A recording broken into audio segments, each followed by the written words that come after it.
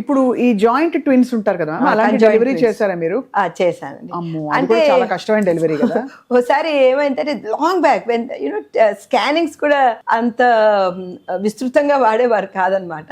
Maternity హాస్పిటల్లో నేను పనిచేస్తా ఉన్నాను.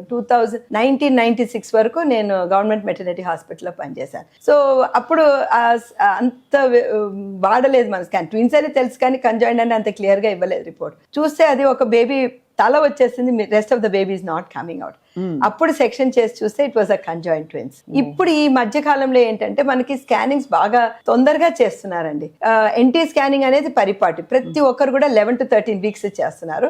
So I been couple of conjoint twins నేను టర్మినేషన్ చేశాను. Because that was at 11 weeks to 15 weeks మధ్యలో. సో అది బెటర్, కంజాయింట్ ట్విన్స్ ని బెటర్ నాట్ టు. ఇట్స్ అంటే again it's depends on what they parents కావాలా, వాళ్ళు ఏం కావాలి అనేది. మనకి ఫేమస్ వీణావాణి ట్విన్స్ స్టోరీ చాలా రోజులు మీడియాలో చాలా పెద్ద sensational story. But I just wonder, అంటే ముందు ముందు వాళ్ళ లైఫ్ ఎలా వాళ్ళు కొనసాగిస్తారు? అంటే వాళ్ళకి ఇంకా వేరే ఆప్షన్ ఉండదు కదా మ్యామ్, అలాగే ఉంటారు కదా లైఫ్. అంటే వాళ్ళది క్రేనియోఫేగే అనుకుంటానండి. Both the heads were fuse together. So అదే it's becomes a very complicated. One of the twin కి డెత్ అయ్యే అవకాశం ఉంటుందని. ఇప్పుడు వాళ్ళు ఎక్కడున్నారో ఏం చేస్తున్నారో నో ఐడియా. అదే